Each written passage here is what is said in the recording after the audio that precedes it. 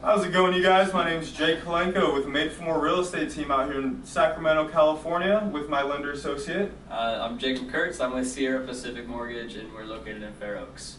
Great. So today we're going to be talking about really the ins and outs of the real estate industry from people who are looking to get into its perspective. So if you have any questions, please leave questions in the comments down below. Other than that, let's get right into it.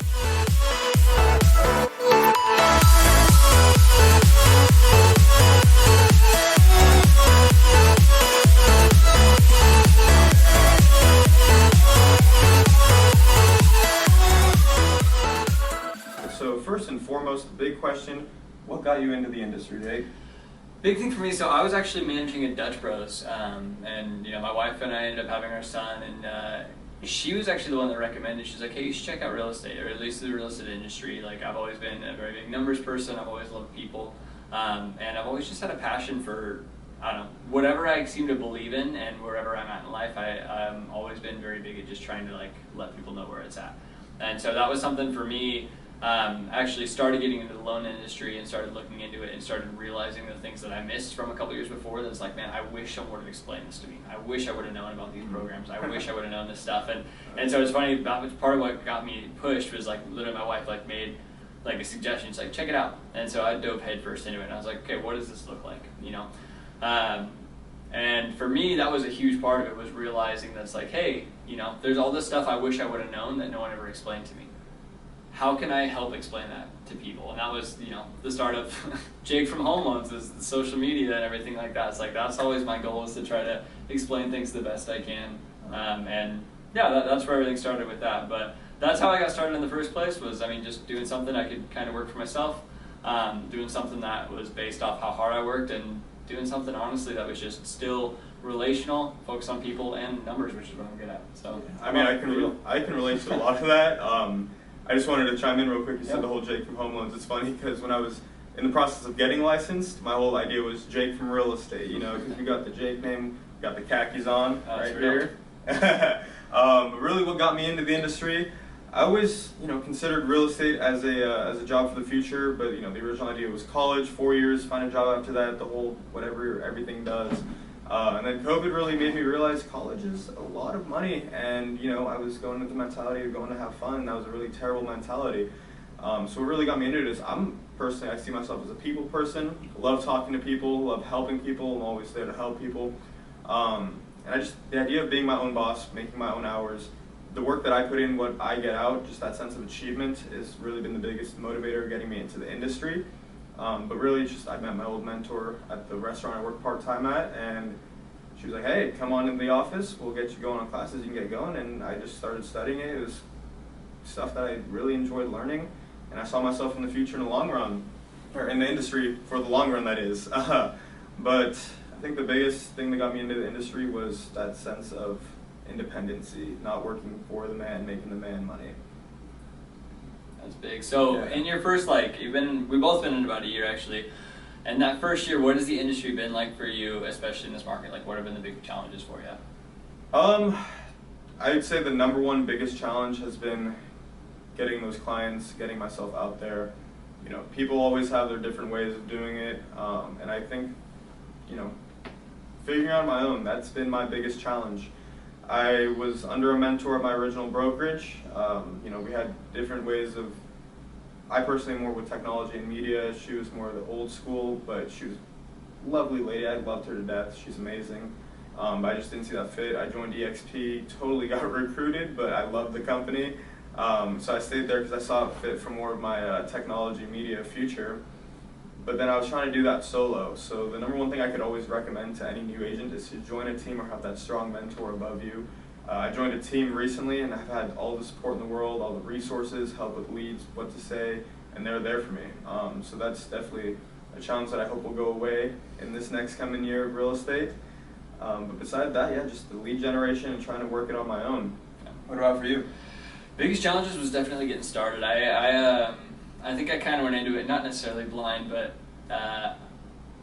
just thinking it wouldn't be quite as difficult as it was. Thinking that you'd get some leads and you knew people that's like, I know people that want to refinance. Oh, I know people that are looking to buy in the next year. It's like, oh yeah, cool, I got them. And it's like, I think the biggest shock came to me when I had a friend of mine who knew what I was getting into, and we talked about it. Literally, I hit him up and I was like, hey, like, I know you guys were looking at buying a house, like, you know, did you guys want to get started? I know you said you were waiting a couple months. And he's like, oh, we're in escrow. I was like, wait a second, what the heck? Like, we talked about this, you know? Like, I was over here like, for sure, this is mine, which it's just not how the industry works. And no, so it's like, not at all. kind of thinking about stuff like that. It's like, you know, thinking not necessarily that the industry itself was going to be easy, but it's like, cool, I got this and this and this lined up. But that was a challenge for me to kind of accept. It was like, no, it's a lot of prospecting. It's a lot of getting no's. It's a lot of no's of people being like, I don't want to talk to you right now. I'm not interested in what you're selling. And it's like, you know, kind of really that challenging part of like, hey, I'm not trying to sell you something. You know, I'm not necessarily pushing to sell you something. Mm-hmm. I'm trying to see if I can help you, because, you know, what I do is truly, I believe, is truly helping people when it comes down to the wire. So. And I couldn't agree more with everything you just said. I feel like people have this stigma against people in our industry that we're just salesmen, and that's kind of the approach I'm trying to go for, is to be your friendly neighborhood realtor, just a guy you can depend on that's not going to sell you anything, because I've experienced that, I've seen that, and it's not the way to go. And I want to build a reputation that's accountable, the character of the person that I am, not just some sleazy used car salesman. Yeah.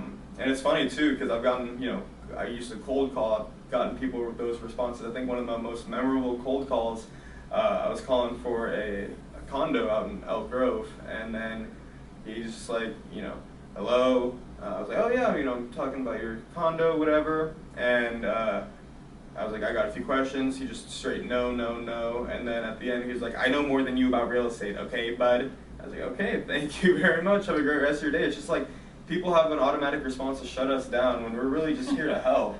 I don't know how many stories you got about that, but that's funny. It's definitely a challenge to get out there and meet as many people. And like you were saying too, you had a friend who you thought was yours. People got their people already, and you know, unfortunately for us, we're newer in the industry. But that means we have more time for our clients, to serve our clients. You know what I mean? It's just like, how do you explain that to them without them thinking, oh, he's inexperienced, he's not going to know how to help us, right? So it's just, I think that's another challenge we both face. Yeah. Well, I think huge circle back to that. I know you mentioned, like, you know, joining the team and like really getting someone that you agree with. Like, for me, that was huge. You know, here with Sierra Pacific, like, I'm in an office. There's only a couple of us in here, but it's cool to look around. It's like I have my branch manager and my processor, who my branch manager has been in the game 20-something years, and my processor has been in processing for over 30 years, and she did other stuff before that. It's like, I have so much knowledge literally at my fingertips. It's like, if I get a question, their doors are open all day, every day. All they do is process loans. And it's like, they can pull up a loan at any given time, like, and just be like, hey, actually you do this, this, this, and this. And so it's interesting, because you really join a team that's willing to train you and willing to put in the work for you, because they want to see you succeed. And I think, as Jake was saying, that goes so far, is having people that you have a similar mentality with, that want to see you succeed, that aren't just here for the money. They're not just trying to make a quick buck. I know, this is a little off topic, but I always tell people, like, I've turned down 3 refinances in the last couple months of people literally hitting me up wanting to take out a loan, and we look at everything, and it's like, it saves you more money in the long run to not do this. Like, and literally walking through, you'd be restarting this, you'd be restarting interest rate, and having a manager and people that I work with in the office that look at those things, and they're not like, why didn't you secure that loan? They're like, good for you telling them not to do that. That doesn't make sense. And it's like, even though the people literally came to me wanting to do that, and it's like, I could have just been like, yeah, here it is, it all works, you know, let's sell it. And it's like, exactly. That's just not us. So. You being a father, you know, you got to provide for your family, and you're able to do that. It just really shows your dedication to the client, and that's, at the end of the day, what's important.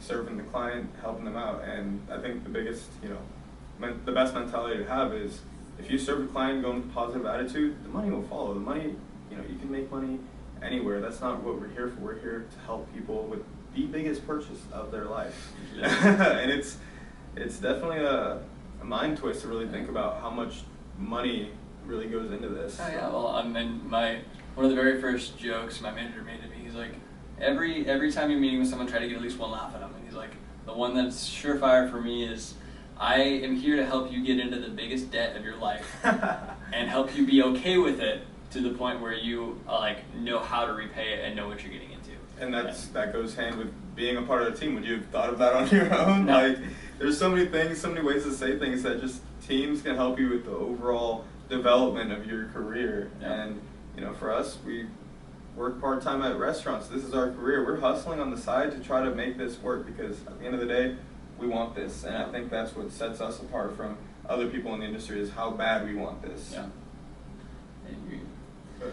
Do you feel like, I know one of the biggest factors for, us, and we keep talking about it as being new, and like, how do you feel like for you specifically, your age kind of comes into all this, and like, what does that feel like being just young in this industry?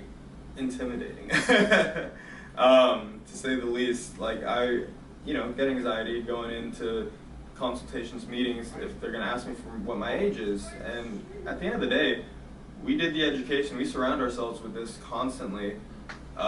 We have the licenses. We know a good amount more than the average buyer does or the average seller does. Even though a lot of people think they know everything about the industry, there's all these little things that they may or may not know. And I think that's really the advantage, and that kind of helps the confidence. So going with confidence and knowing that you're educated, you're qualified to do this, that really helps. Yeah. And when I started, I looked a lot younger.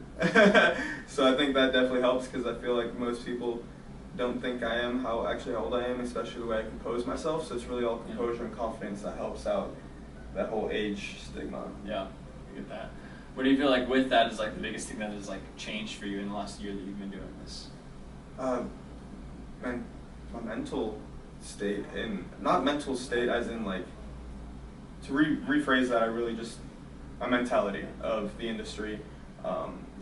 Getting into this, I was 18 years old. I was like, oh, money is going to be a breeze. But then just realizing that it's all about helping people, money will follow. And I found out that there's a lot more in the real estate industry, just in business in general, about your mentality of going to things, having a positive outlook, being positive, positivity will come back to you. And it just fascinates me. I'm excited to learn more about the mental aspect of real estate along with the production aspect and just everything there is to it, because there's so much constant knowledge that I surround myself with that I'm learning day to day. It's just one big journey that I hope you guys are here to follow along with. And I think that's what I'm most excited for, the journey, because you don't just go start to finish. So I think the biggest change in the past year was my outlook. Yeah, that's cool. I know for me, it's interesting. I went from years of managing a Dutch Bros coffee shop, so I show up in a backwards hat, a tank top, and some shorts almost every day. Ready to get some Tirani syrup and coffee beans like spread all over everything. To now I show up in a polo and or a dress shirt and khakis and nice shoes every day. It's just it's interesting, and then like that's just I think that's funny. That's like that's one of the biggest physical things that shift, and mentally on top of that, it's like the outlook on looking like down the pipeline, like really trying to figure out, okay, cool, this is what I got going on this month. What about next month? What about the month after? What about a year and a half from now? And really having that mindset. And I feel like you won't do well in the real estate business if you can't be looking out for other people's future. And I think that's like the biggest thing I've learned mentally is like, I can't just do well this month or next month. I have to do well in 6 months. Like the people that I talk to that don't qualify right now for a loan, I need to be reaching out to them in a year. It's exactly. Like I need to be following up and doing my due diligence to make sure it's like, hey, you may forget about this, but I'm not going to forget about you. Like that's my job is to not forget about you. My job is to make sure that when we sit down, especially as a loan officer, when I sit down with you and plan, hey, if you can get this much in savings, you guys will be ready. Or if you can get your credit score up this high, or if you can pay off some of this debt. And it's like, for me, it's a lot of following up. That's been probably the biggest change for me is like learning how to consistently check in with people that I've been talking to for months.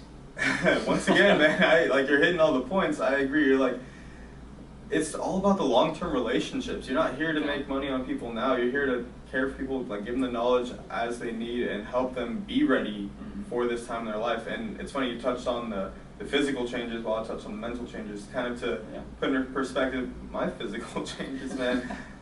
I'll just put a picture up.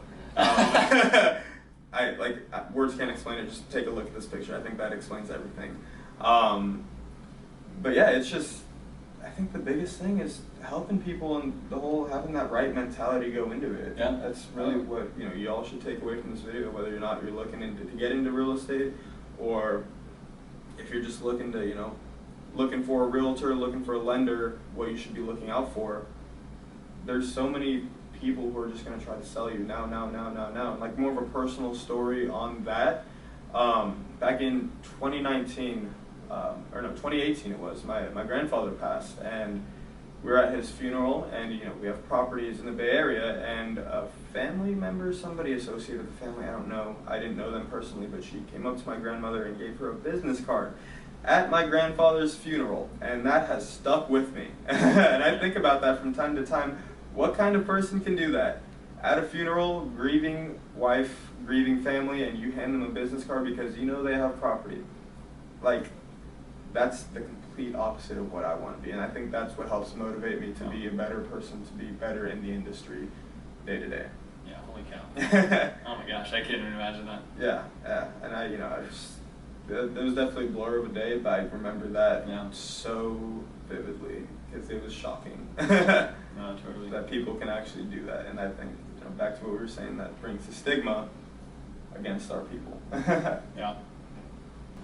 Well, anyways, to finish up, we have one final question for each other, really. What was it like getting licensed, getting into the industry, and can you kind of walk us through that process of how somebody would want to get in the industry? If any of you watching are interested in becoming a lender, becoming a realtor, what are the steps you need to take? Yeah, so at least for the lending side, it's about 20 hours of schooling, so it's really not much.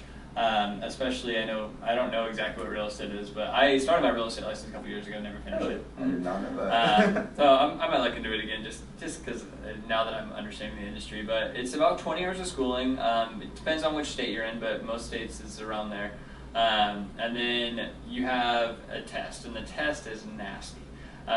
So it's 125 questions, and the biggest thing is, if you fail it, you can't take it again for at least 30 days. And if you fail it the second time, you can't take it again for at least 30 days. And if you fail it after that, you have to wait at least 6 months. So there's like all the timing stuff, because they want to make sure you're really understanding this stuff, because a lot of this is like federal laws that come into lending. I mean, if you look back at everything, lending is a big reason the market crashed back in 2008, is because there were no laws to it. You could just give it to anybody. You could just give out a loan, which is ridiculous to think about. Yeah.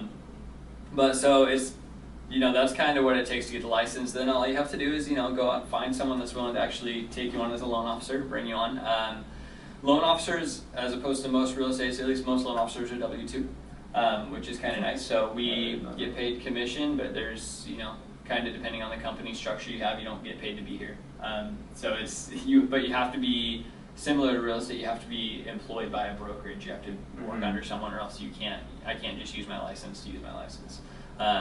Because it has to be a mentorship. Someone has to be kind of in charge of me, making sure I'm not making dumb mistakes. So that's a big thing, and kind of what it looks like to get the license. Then actually getting into it, I mean, the biggest thing, and probably going to be similar for real estate as well, is just networking. Making sure everybody knows what you do, and really getting started on having those conversations before you get your license. Seeing if you can kind of stack people up, and letting them know, hey, this is what I'm getting into. I'd love to help you when that becomes a thing. And even a big thing that I learned, and talking to real estate agents specifically as well as people, is that when I tell people my situation in my office, be like, yeah, I have 50 years of experience within 10 feet of me. That if I have any questions, I can have your answer in the next 2 minutes.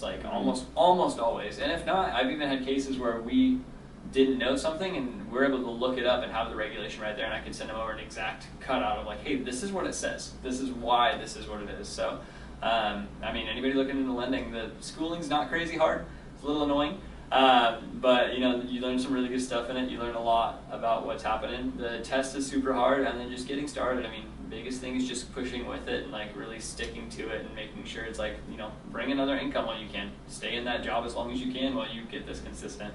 But yeah, how about for you with real estate? Fairly similar. You have to take 3 college level courses, 45 hours each, and I believe it's 18 days minimum for each course.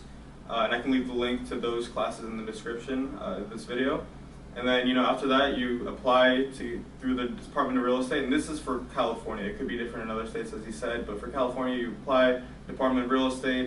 They're great at taking your money the minute they get that mail. And then you don't hear back for about 2 months, or at least you didn't a year ago, and the processing times were all jacked up.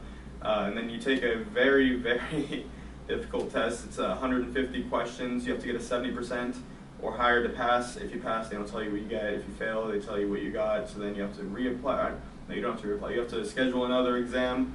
And I will say, the actual real estate test compared to being in the industry are night and day. There it is. Like, I'm not going to say it's not useful, but they definitely need to update it because there's tons of terms and ethics. That's the biggest one, ethics, that you need to follow.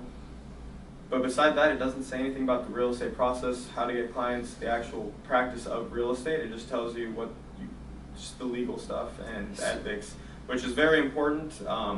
But 9 times out of 10, most people don't run across that on a day-to-day basis. And then after your license, you have to hang your license under a broker, a responsible broker. But we go out and we interview the broker and find the best fit for us because there's always brokerages looking for realtors.